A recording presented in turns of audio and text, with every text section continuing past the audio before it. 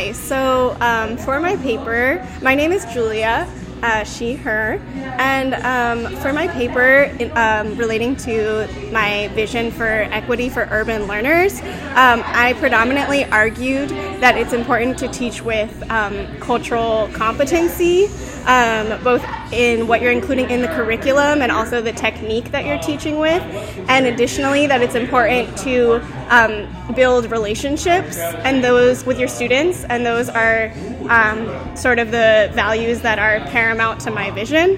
And I started this little fact sheet that I provided with the quote from Carter G. Woodson that says, "The so-called modern education has been worked out in conformity to the needs of those who have enslaved and oppressed weaker people." And I said that because sometimes it's helpful for me as an educator to just ground myself when I'm trying to get out of my deficit mindset of thinking about individual students failing within a system. It's just helpful for me to ground my broader vision into historical context. So I looked up different facts related to the history of education in our country, and some of the key facts I included were when Washington and Jefferson, who we laud as our great founding fathers, advocated for creating schools on native lands as a means for encroaching upon native people's territory. And they had the quote there's a famous quote related to American Indian boarding schools, kill the Indian, save the man. And that was sort of the philosophy for educating native people. And then I also like to remind myself that it was a crime to educate enslaved Africans, and that there have been English-only education laws enforced, especially in Texas and California. The dates that I listed here were 1855 to 1870, but even in more recent history, there have been fights surrounding English-only education, and there's been fights for bilingual public education.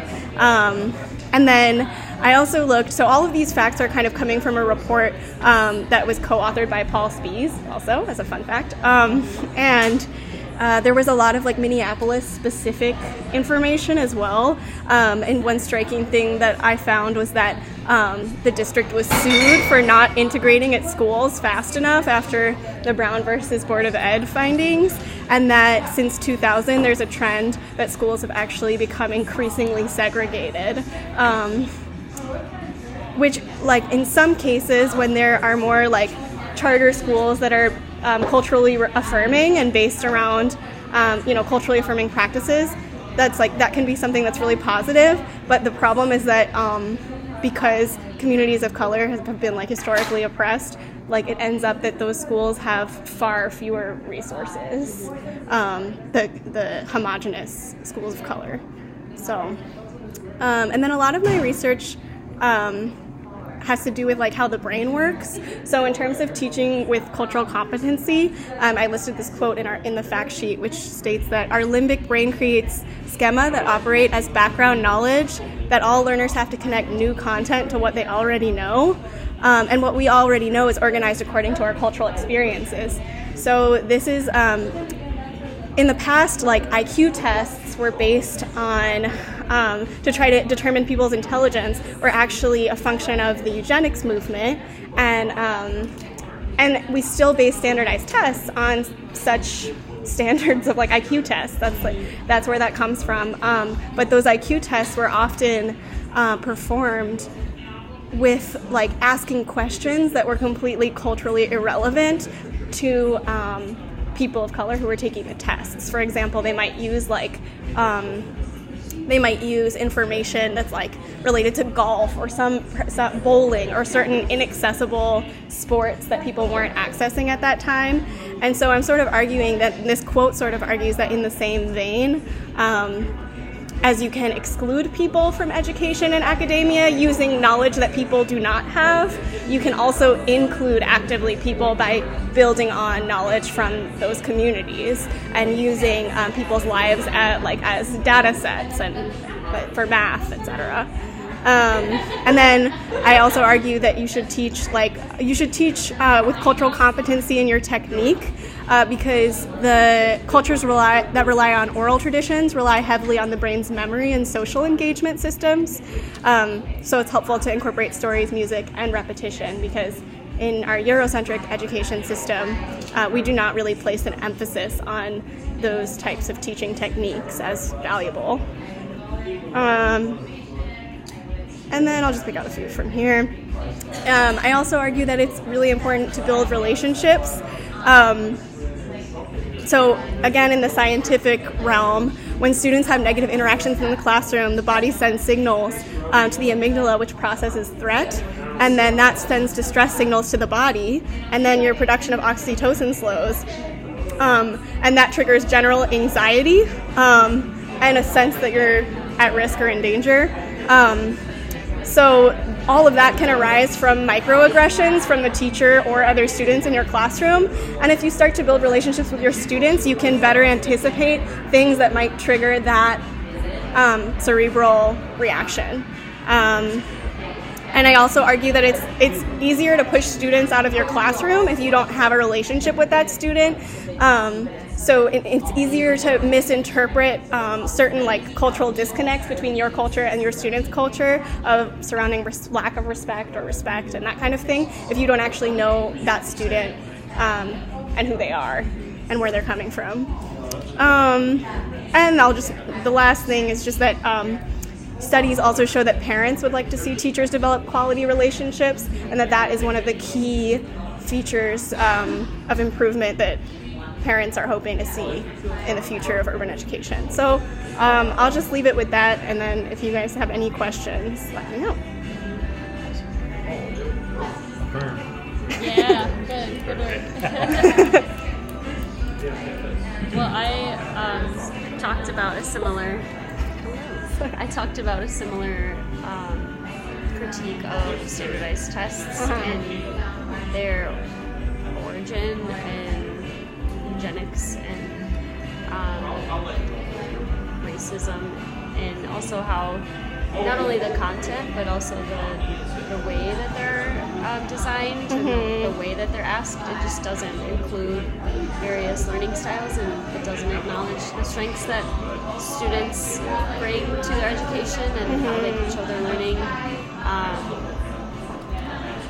So that is a topic that I also think is really important, especially when you're talking about, equity in education, and I think taking a step to ensure that the way that we're measuring that educational equity is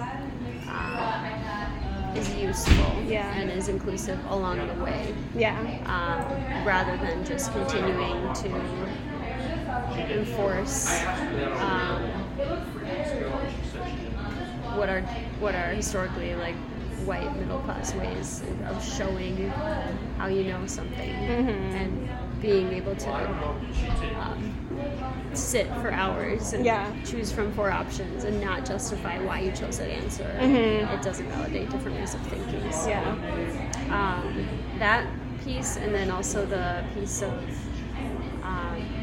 historical segregation and how that has led to inequitable resources for schools across the state, with schools in communities of color receiving less resources, is a topic that I am also interested in, but didn't talk about as much. So do you have an idea of a solution or next steps for something along those lines?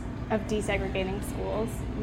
Kind of more equally distributing resources.